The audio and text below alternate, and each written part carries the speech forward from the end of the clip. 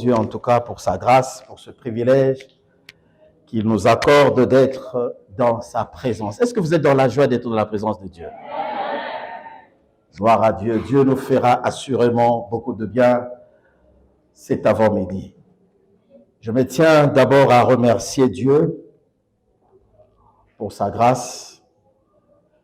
Il a décidé que je sois ici à Delvaux, à la borne, pour apporter un message. Je tiens aussi à remercier l'homme de Dieu, le pasteur Champlain. Merci beaucoup, homme de Dieu. Merci pour cette opportunité. Comme on dit, la chair est chère, on la cède qu'à des personnes aussi chères. Et merci à vous tous qui êtes là. Sans vous, on prêcherait à des chaises.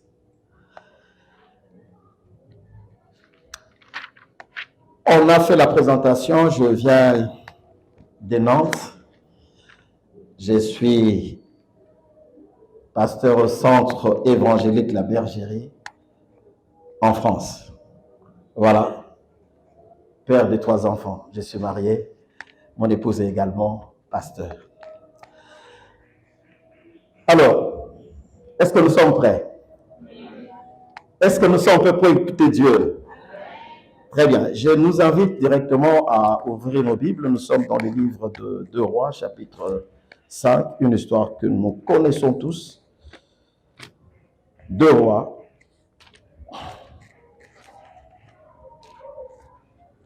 Je sais que vous êtes dans une maison où il y a la parole.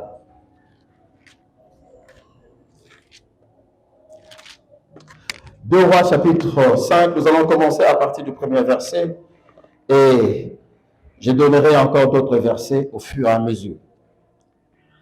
Il s'agit de la guérison d'un homme qu'on appelle Naaman. Le thème de mon message, c'est Naaman, jette-toi. Aide-moi à dire à ton voisin, jette-toi. Je n'entends rien, parle fort. Jette-toi. Yes. Donc nous allons faire la lecture en commençant par le verset 1. Nous sommes au livre de 2 Rois. Nous connaissons bien cette histoire. Naaman, chef de l'armée du roi de Syrie, jouissait de la faveur de son maître et d'une grande considération. Car c'était par lui que l'Éternel avait délivré les Syriens. Mais cet homme fort et vaillant, notez bien, était lépreux. Mais cet homme fort et vaillant était lépreux. Or, les Syriens étaient sortis par troupes et ils avaient emmené captive une petite fille du pays d'Israël qui était au service de la femme de Naaman. Et elle dit à sa maîtresse, « Oh, si mon Seigneur était auprès du prophète qui est à Samarie, le prophète le guérirait de sa lèpre. » Naaman alla dire à son maître, la jeune fille du pays d'Israël a parlé de telle et telle manière. Et le roi de Syrie dit, va, rends-toi à Samarie, j'enverrai une lettre au roi d'Israël. Il partit prenant avec lui 2 talents d'argent, 6000 cycles d'or et 10 vêtements de rechange. 7. On peut directement sauter. On peut prendre le verset 9. Naaman vint avec ses chevaux et son char et s'arrêta à la porte de la maison d'Élisée. Élisée lui fit dire par un messager, « Va et lave-toi 7 fois. » Dans votre version, il est écrit, « Va, jette-toi 7 fois dans le Jourdain, ta chair redeviendra saine et tu seras pur. » Que quelqu'un m'aide à dire Amen. Amen. Naaman fut irrité et il s'en alla en disant, voici, je me disais, il sortira vers moi, il se présentera lui-même, il invoquera le nom de l'Éternel son Dieu et il agira sa main sur la place et guérira les lépreux. Le fleuve de Damas, l'Abana, le Parpar, ne valent-ils pas mieux que toutes les eaux d'Israël? Ne pourrais-je pas nous laver et devenir purs? Et il s'en retournant, et partait avec colère. Mais ses serviteurs s'approchèrent pour lui parler. Il lui dit, mon père, si le prophète t'avait demandé quelque chose de difficile, ne l'aurais-tu pas fait? Combien plus tu dois faire ce qu'il t'a été dit? Lave-toi et tu seras pur. Il descendit alors et se plongea 7 fois dans le Jourdain, selon la parole de l'homme de Dieu, et sa chair redevint comme la chair d'un jeune enfant, et il fut pur. Amen. Une histoire connue de nous tous. Nous avons entendu, réentendu plusieurs fois cette histoire. Il s'agit de Naaman. Qui était Naaman? Naaman, c'était un général. Ce n'était pas n'importe qui. Un général d'armée assyrie. Un homme puissant. Un homme riche. On dit que c'était un vaillant homme, un homme fort, un homme qui avait de l'influence, un homme qui pouvait voir le roi. Il avait les entrées faciles. En plus de cela, ce n'était pas n'importe quel militaire. La Bible dit que c'était un stratège. C'est par lui que c'est par lui qu'il a su vaincre plusieurs batailles. Naaman. Mais la Bible déclare que cet homme-là, même s'il était fort vaillant, même s'il avait toutes ses qualités, toutes ses vertus, il y avait un problème. On dit que Naaman, c'était un lépreux. On dit, hélas, ce monsieur-là qu'on nous décrit était un lépreux. Mais ce que j'aime dans cette histoire, malgré son état, malgré son handicap, Dieu lui a donné quand même la victoire. Je voudrais dire, en commençant, quel que soit ton handicap, Dieu peut t'utiliser. Je répète, ce qui peut être un handicap pour toi ne peut pas t'empêcher de réussir dans la vie. La Bible dit, c'est par lui que cet homme-là a délivré les Syriens, par lui. J'ai vu dans la Bible des gens qui avaient l'handicap que Dieu a utilisé puissamment. Je vous cite quelques-uns. Moïse, c'était un homme qui ne savait pas parler. Il bégayait. Mais malgré son bégayement-là, Dieu l'a utilisé. Ma soeur, mon frère, je ne sais pas quel est ton handicap. Si vous lisez l'histoire des apôtres de Jésus, ces gens-là, la plupart n'étaient pas instruits.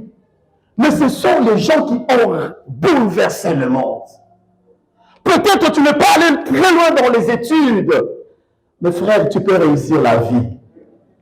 Quel que soit ton handicap, le plus important, c'est d'être avec Dieu. Et quand tu es avec Dieu, tout est possible. Est-ce qu'il y a quelqu'un qui me comprend?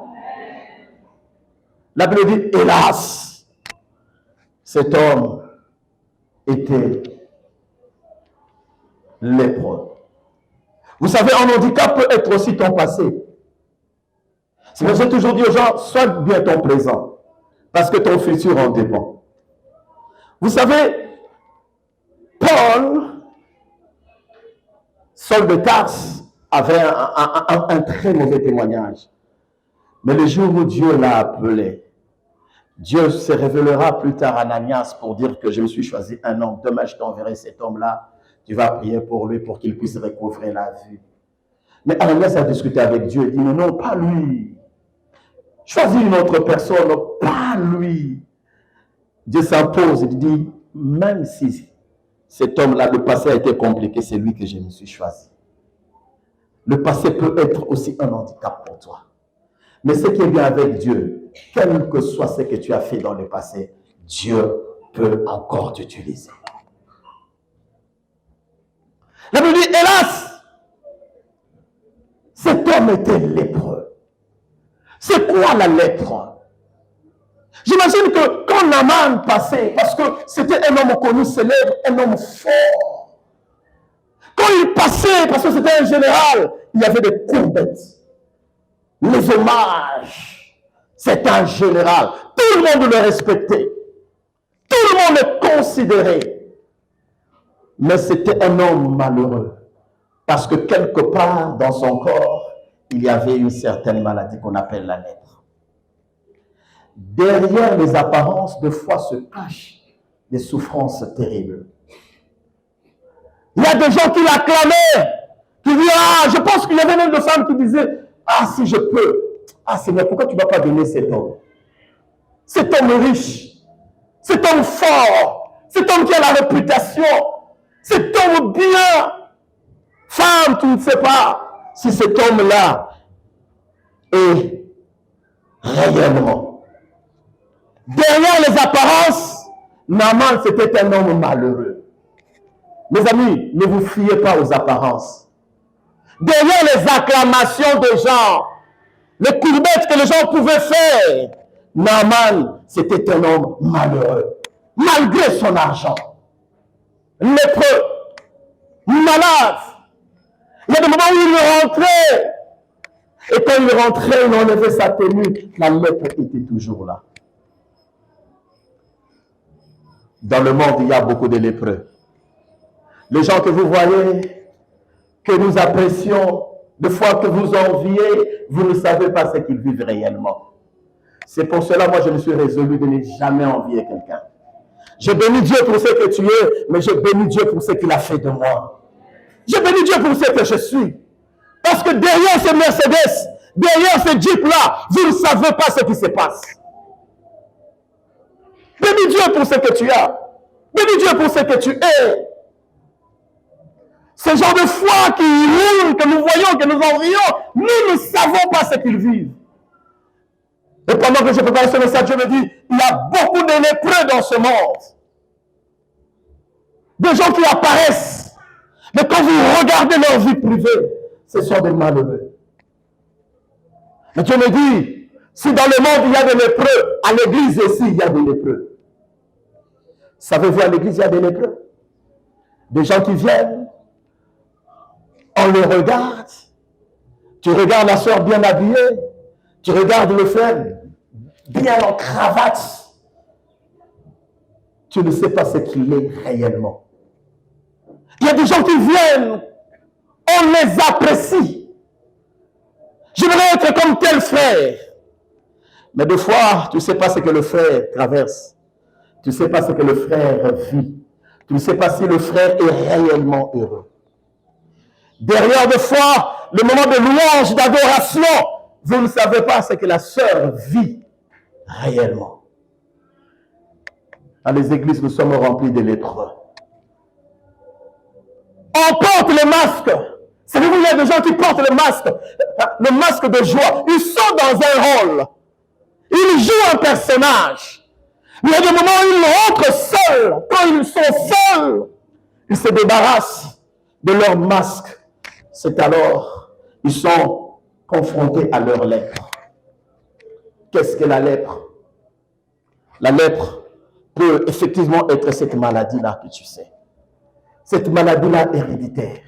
Cette maladie-là incurable. Cette maladie-là, comment? Génitaire.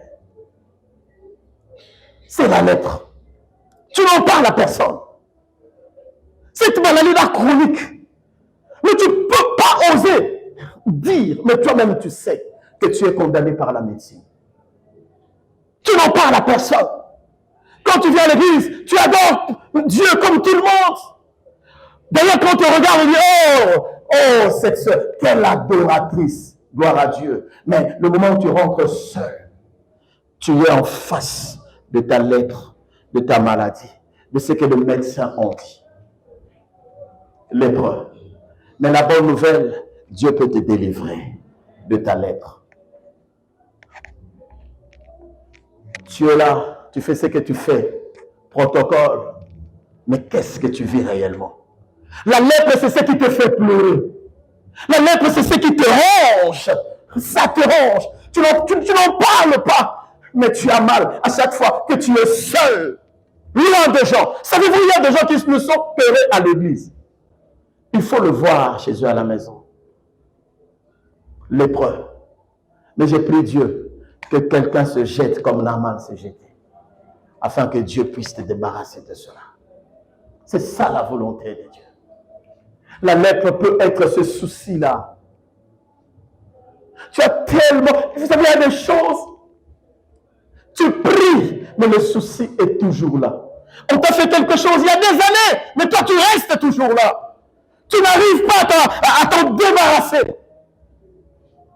Tu peux crier encore cet après-midi, Seigneur, délivre-moi de cette lèpre. Et ça te rend malheureux. Je pose la question à la bande, qu'est-ce qui te fait pleurer, sœur?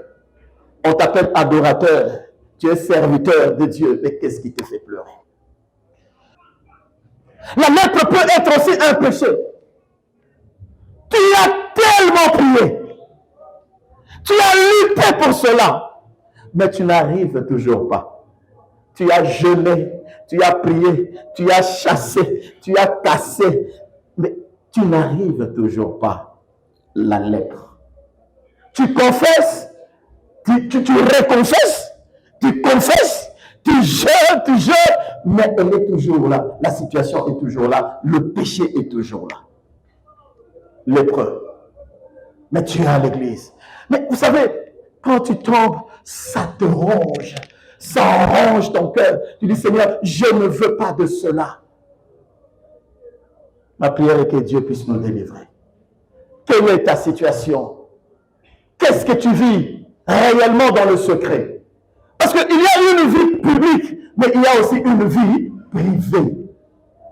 Es-tu heureux? Est-ce que tu es heureux? Qu'est-ce que tu vis réellement? On peut tromper tout le monde, mais on ne saura jamais tromper Dieu.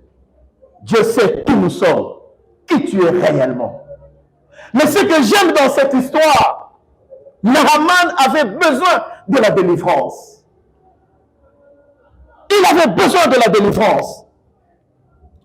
Et la Bible dit, dans sa maison, il y avait une petite fille. Aide-moi à dire petite fille. Je t'entends pas, petite fille. Elle était esclave, mais elle avait une information. J'ai appris à ne jamais mépriser les gens.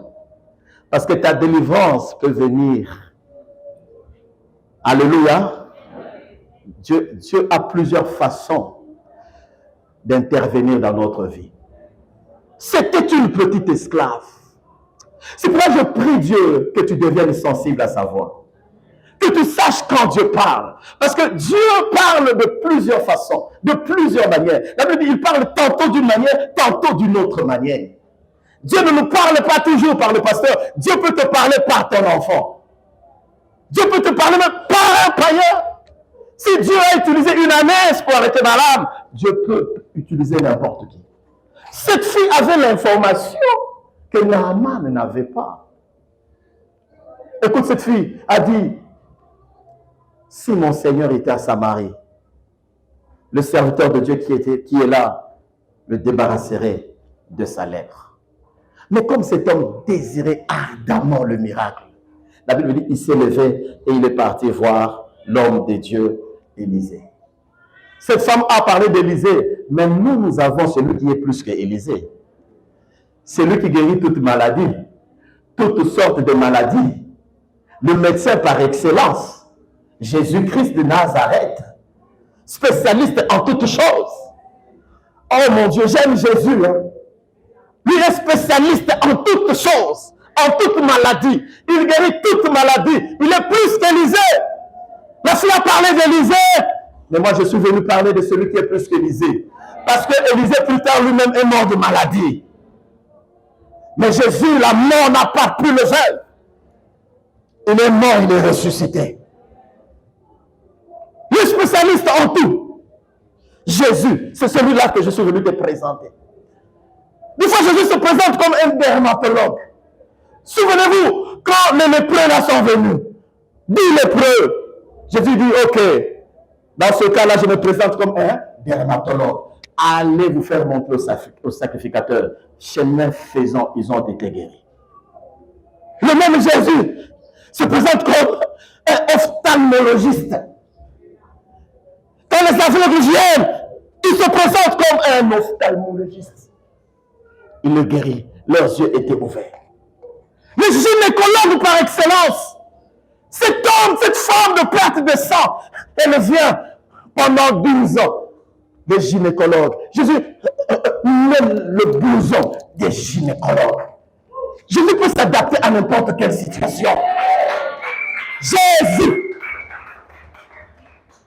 Il a rencontré le fou de Gadara. Jésus a dit, je suis le plus grand psychiatre. Et devant Jésus, tout genou fléchit. Toute maladie fléchit. Celui que personne ne pouvait maîtriser, Jésus l'a maîtrisé en tant que psychiatre. Rien n'est impossible à ces dieux-là. Tu as fait le bon choix. Arrivé sur place, Élisée libère une parole. Il lui dit, va, jette-toi. Mon Dieu. Vous savez, Église, Dieu a plusieurs façons d'agir. Deux fois, quand nous venons à l'église, nous sommes comme Naaman.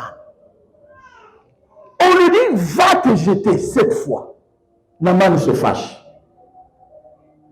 Naaman est en train de discuter. La Bible dit, il fut irrité.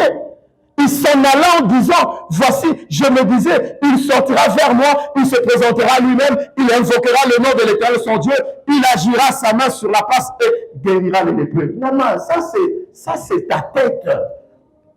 Dieu n'agit pas comme toi, comme tu veux. Dieu est souverain, il agit comme il veut. C'est ce qui nous bloque, nous, quand nous venons dans la présence de Dieu. Ce soir, on n'attend pas la prière. Dieu peut te toucher dès l'entrée. Dieu peut te toucher pendant l'adoration. Dieu peut te toucher pendant la louange. N'attends pas qu'on t'impose les mains. Dieu est souverain. Rien que par ton attitude, tu peux attirer la faveur de Dieu. Je dis par ton attitude, dans la présence de Dieu, Dieu peut déclencher quelque chose. Il lui dit, va te laver. Et cet homme l'a dit, non.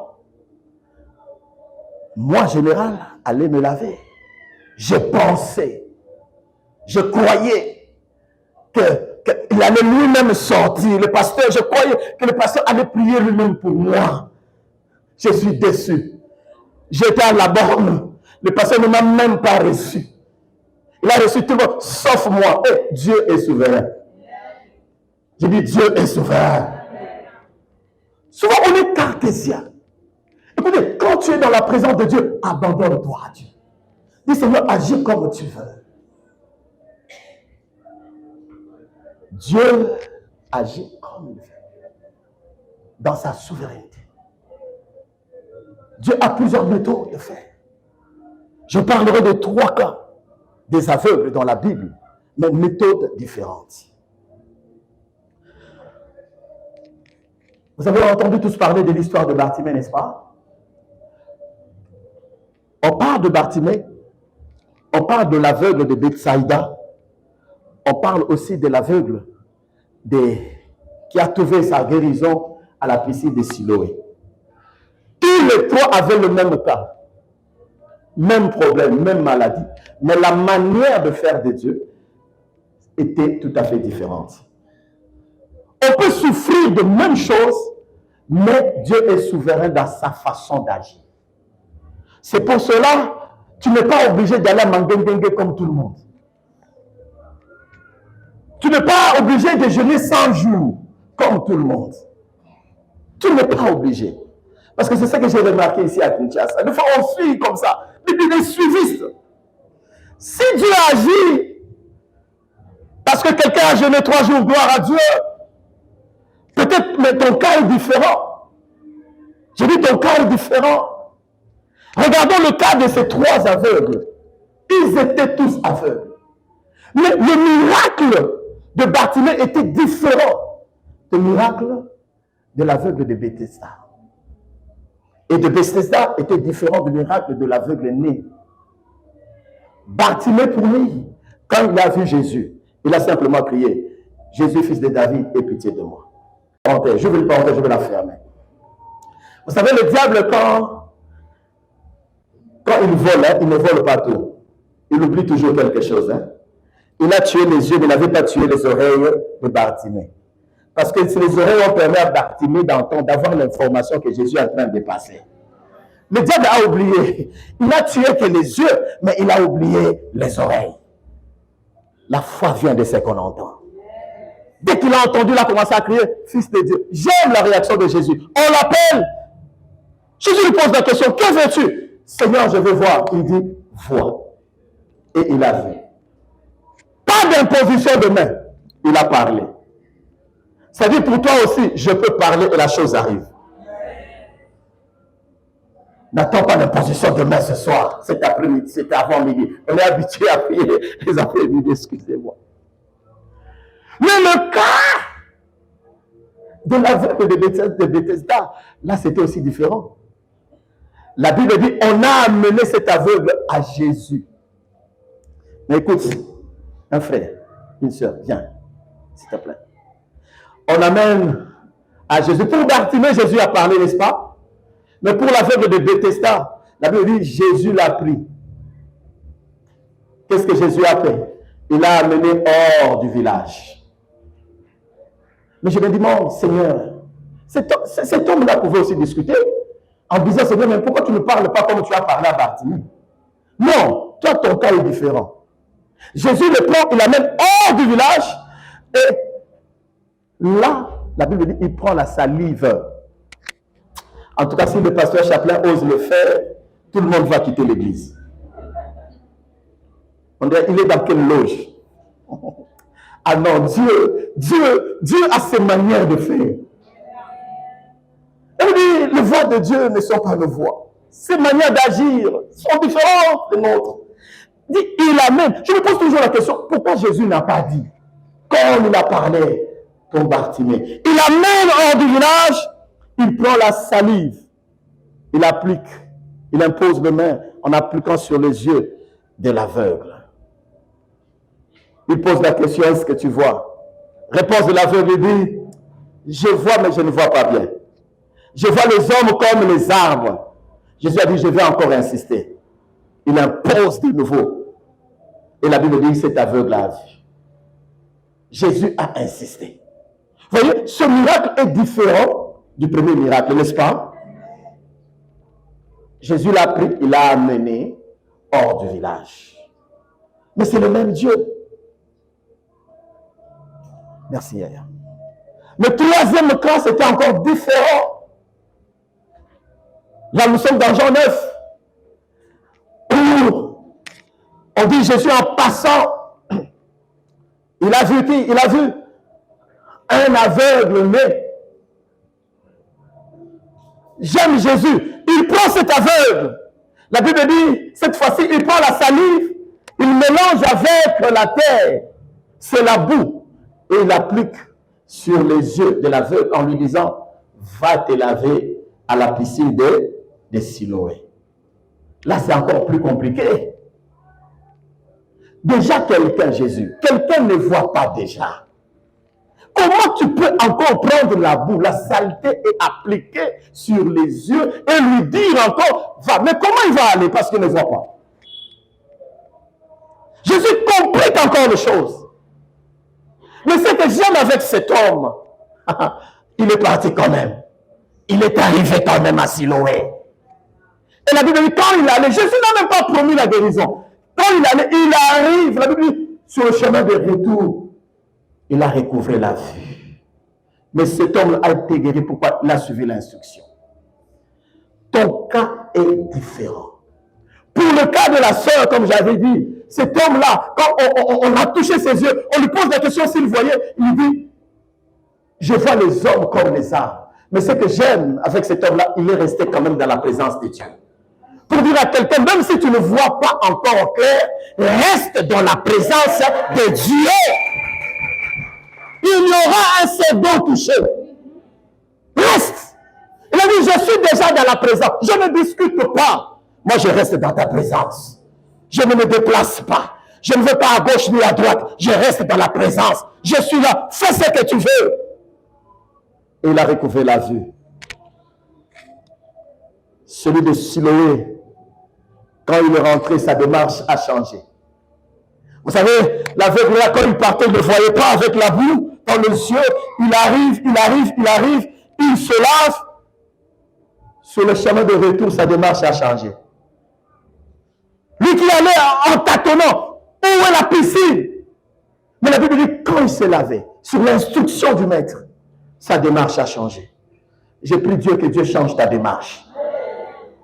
Aujourd'hui, tu es en train de tâtonner. Mais demain, les gens te verront qu'ils se posent la question, qu'ils se demandent est-ce que c'est lui ou ce n'est pas lui. Mais j'aime sa réponse quand les gens le regardaient. Ils disaient est-ce que c'est lui ou ce n'est pas lui. Lui-même disait que c'est moi.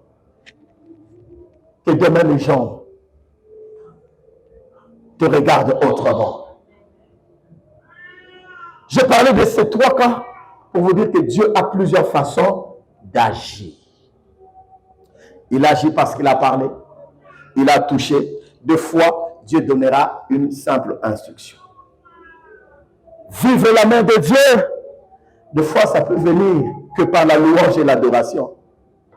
Souvenez-vous de Paul et Silas. Ils n'ont même pas demandé à Dieu, Dieu délivre-nous. Mais c'était pendant la louange et l'adoration. C'est pour cela, frère, ne négligez pas ce moment de louange et d'adoration. Et pour revenir à Naaman, après avoir discuté, contesté Élisée, cet homme-là, heureusement pour lui, il était bien entouré. Parce que ces hommes qui l'ont entouré disent, mais ce qu'on te demande n'est pas difficile. Exécute-toi simplement. Vous savez, il y a des choses de fois dans la vie que nous n'arrivons pas à toucher parce que nous sommes mal entourés. J'ai pris Dieu que tu sois entouré par de bonnes personnes. Des gens qui peuvent être là pour t'encourager à obéir aux instructions de Dieu. Que Dieu éloigne tous ces gens-là qui viennent soustraire ce que tu as. Parce que dans la vie, frère, il y a des gens qui viennent pour apporter. Il y a des gens aussi qui viennent pour soustraire ce que nous avons. Que Dieu t'accorde la grâce de rencontrer des gens qui peuvent additionner, qui peuvent multiplier ce que tu as déjà. Comme Joseph, hein, la Bible dit quand il est entré dans la maison de Potiphar, Potiphar a prospéré. Mais il y a des délits là aussi. Quand il entre dans ta vie, tu perds même la consécration que tu as. De Jonas, ça veut dire quand il entre dans ta vie, comme il est entré dans la barque, là, la Bible dit, les commerçants ont commencé à jeter ce qu'ils ont. Que Dieu nous débarrasse de tous ces gens-là. Que nous soyons entourés par des gens qui sont là pour nous encourager. Il a dit, jette-toi. Comment un général peut se jeter? Oh mon Dieu, il fallait l'humilité. Débarrasse-toi de ce que tu as, de ce que tu es. Jette-toi. Il a dit, jette-toi, mais cette fois, la persévérance. Même si je suis général, j'accepte de descendre dans l'eau. Je vais me plonger. Il a plongé. La Bible, 7e fois, sa peau est redevenue comme celle d'un enfant. Pour dire à quelqu'un, c'est encore possible que tu récupères ce que tu as perdu. Je ne sais pas ce que tu as perdu. Tu as perdu peut-être quelque chose. Tu as perdu l'argent, tu as perdu un travail, tu as perdu la santé, tu as perdu quelque chose. Suis l'instruction de Dieu. Jette-toi. Il s'est jeté et Dieu a changé l'histoire de sa vie. Je reviens pour lancer un appel. Je ne suis pas toujours long. Lancer un appel à quelqu'un. Tu sais ce que tu vis. Quelle est ta lèpre? Quelle est la situation qui te fait pleurer? Tu es dans une situation qui te fait pleurer.